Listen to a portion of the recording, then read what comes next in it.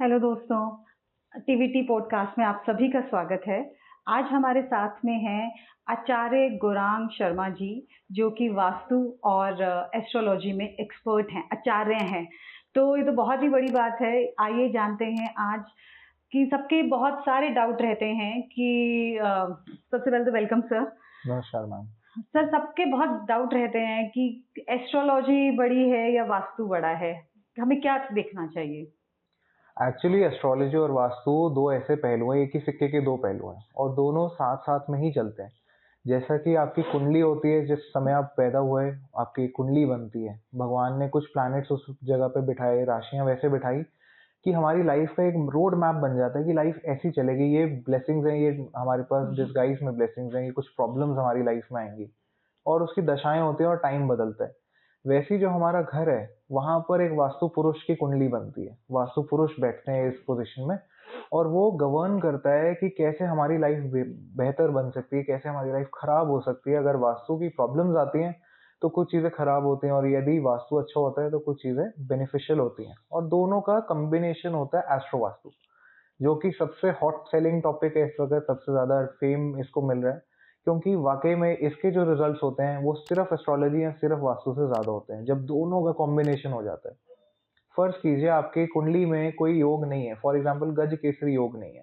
बहुत ही फेमस योग है, भगवान राम के चार्ट में भी है, लेकिन आप चाहते हैं कि इसके बेनिफिट्स आपको अपने जीवन में चाहिए। तो आप अपने घर के नॉर्थ ईस्ट में, जो कि बृहस्पति की दिशा है, वहां पर अगर राइट साइड में खिड़की खोल लेते हैं जो कि चंद्रमा को दिखाती है, लाल किताब के अनुसार चंद्रमा खिड़की से भी देखा जाता है, तो गज केसरी योग आपके घर के वास्तु में बन जाता है, जो कि आपको वो बेनिफिट्स देने लग जाता है। तो दोनों ही साइंसेस वैदिक हैं, दोनों ही साइंसेस सुपीरियर हैं और दोनों का कॉम्बिनेशन जब होता है तो मिरेकल्स होते हैं। ये तो आपने बहुत ही अच्छा बोला। मुझे भी एक्टिवेट करना है अपना गज केसरी योग। अच्छा, अब ये तो हमारी कोई कई बार क्या हो देखा जाता है कि आपने बहुत सारे वास्तु के रेमेडीज भी करा ली, लेकिन फिर भी बेनिफिट नहीं मिल रहा। ऐसा क्यों? बिल्कुल, ये बहुत ही मोस्ट आस्क्ड क्वेश्चन है आई वुड से। हम्म।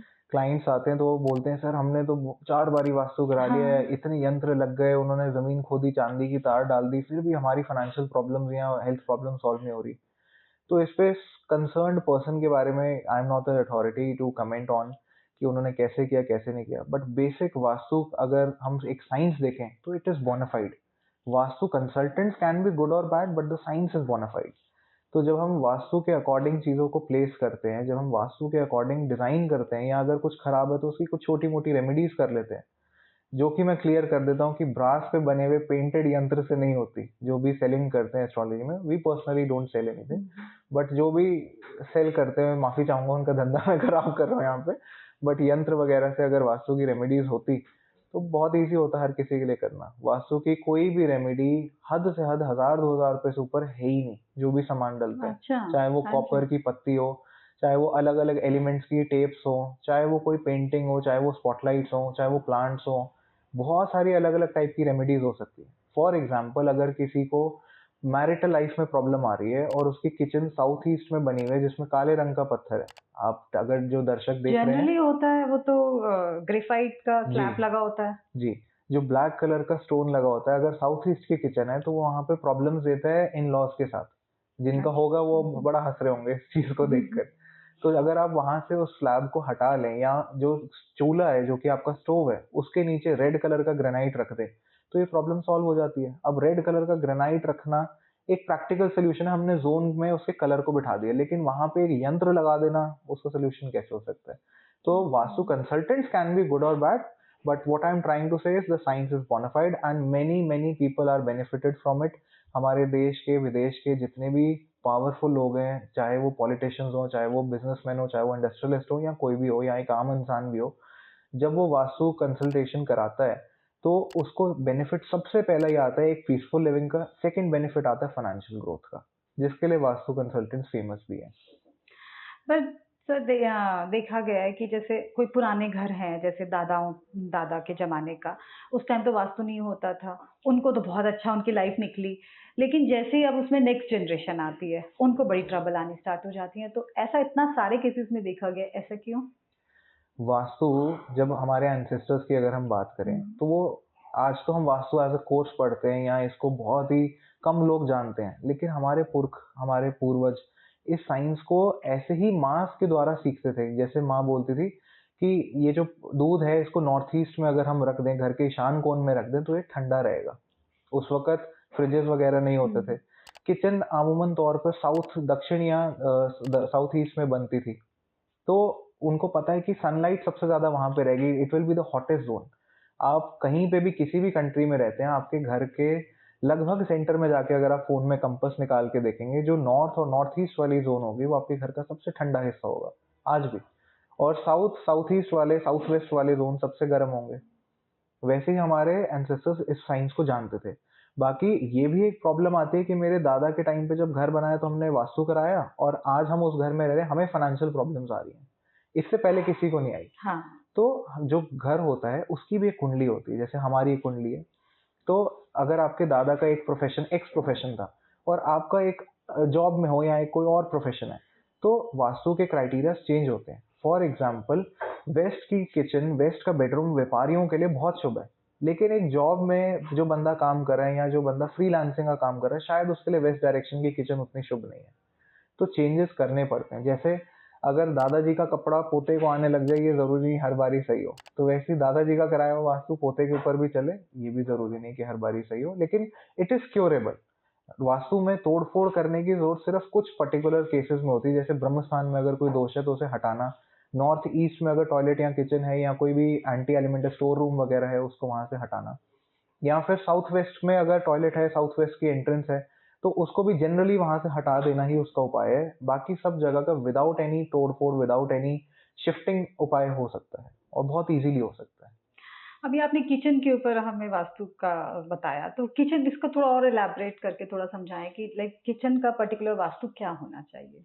हमारे रेजिडेंशियल प्लेसेस में जो किचन है बेसिकली वो फैक्ट्री का काम करती है, that is a processing unit.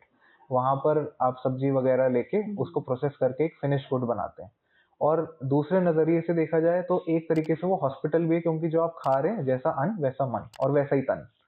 तो किचन के लिए स्पेसिफिक डायरेक्शंस बताई गई हैं वैदिक वास्तु के अनुसार, जो कि साउथ ईस्ट से लेकर आपका साउथ डायरेक्शन तक बहुत अच्छी हैं, बहुत शुभ हैं। इसके अलावा वेस्ट डायरेक्शन की किचन बिजनेसमैन के लिए या इंडस्ट्रियलिस्ट के लिए स्पेसिफिकली बहुत शुभ है। पर यहाँ पे गेम आता है कलर का, वहाँ के एलिमेंट्स का। और किचन भी कोई वास्तु दोष नहीं होता। किचन में जो स्लैब होता है जिसपे चूल्हा रखा जाता है, उसका कलर हो गया या किचन का पेंट हो गया या उसकी फ्लोरिंग हो गई, या किचन में जो हम कंपार्टमेंट्स बनाते हैं वुडन, उसके कलर्स हो गए, वो मैटर करते हैं। या आपका फ्रिज का कलर मैटर करता है। So if your kitchen is placed in the southern zone, south east और साउथ, वहाँ पे रेड कलर का स्लैब चल जाएगा। इसके अलावा वेस्ट में अगर किचन है, वहाँ पे पीले रंग का पत्थर चल जाएगा। अगर आपकी किचन नॉर्थ से लेके ईस्ट के जोन्स में है, एक्सेप्ट फॉर नॉर्थ ईस्ट की kitchen is the biggest vastu दोष।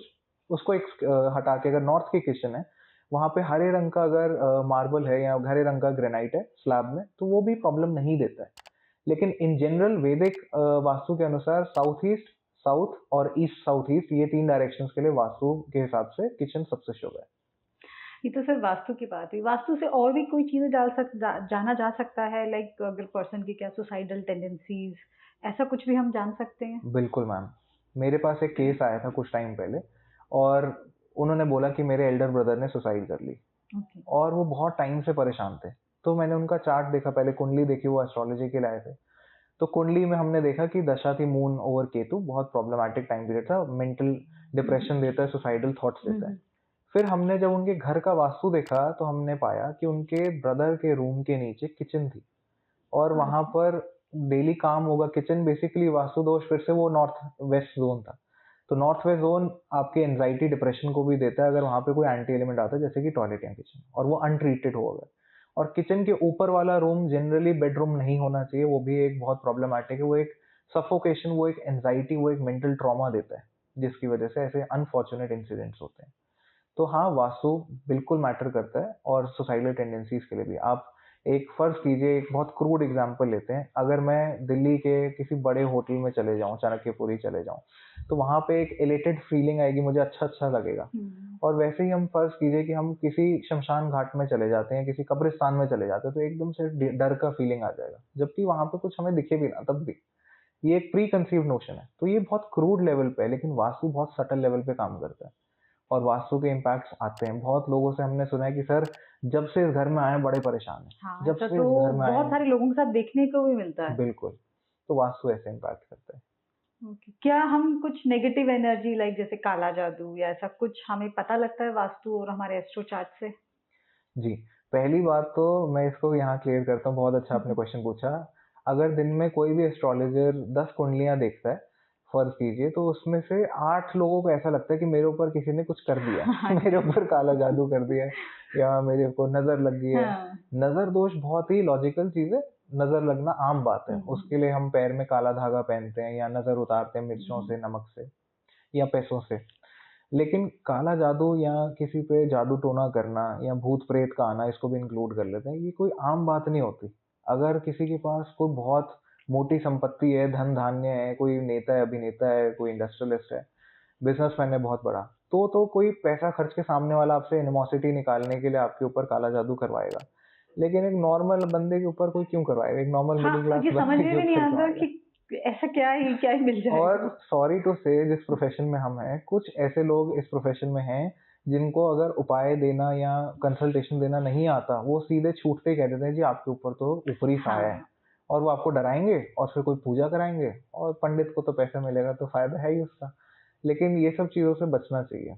काला जादू या भूत प्रेत आना ये कोई आम बात नहीं है कि राह चलते हर किसी के ऊपर आ गया।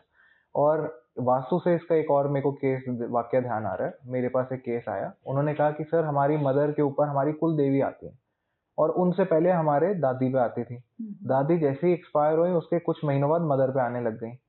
तो जब हमने उनके घर का वास्तु विजिट किया तो हमने देखा उनके घर की जो एंट्रेंस थी, जो मेन दहलीज थी, वो साउथ वेस्ट में पड़ रही थी। साउथ वेस्ट जो है वो राहु की दिशा है। राहु को हम एस्ट्रोलॉजी में भूत प्रेत कंसिडर करते हैं। तो जब ऐसी दिशा होती है तो सिज़ोफ्रेनिया के केसेस या ऐसे केसेस जिसमें व्यक्ति को लगता है कि हमारे ऊपर कुछ प्रॉब्लम्स आ रही है, वो आना आम बात है।